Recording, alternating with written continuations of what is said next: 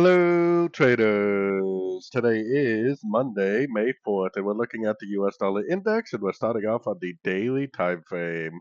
So, on the daily time frame, I really am still looking at this as possibly a big old giant ABC.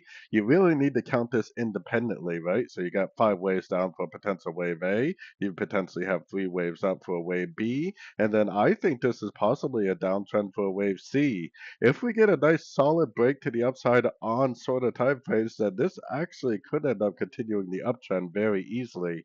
Because if you know my weekly time frame analysis, I still think that there's a very good chance the dollar is going to end up pushing up.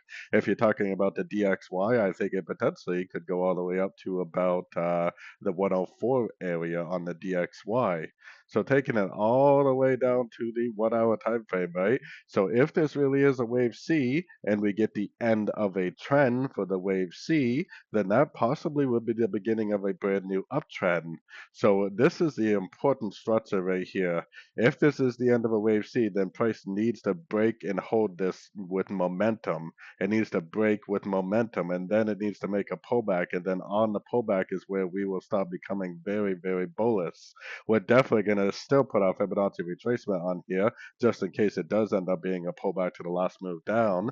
But while we hopefully learn and earn by looking for logs on the dollar, if it breaks and holds this structure, we're going to hopefully be learning and earning whether this is a pullback to a downtrend or whether this is really the end of a wave C and it's starting a brand new impulsive move to the upside.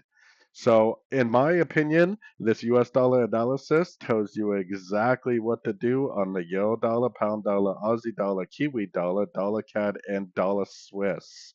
You really don't have to do a whole lot of analysis on any of those pairs if you can figure out what the US dollar index and the DXY is doing. So, anyways, don't forget to like and subscribe. And as always, thank you for watching and happy trading.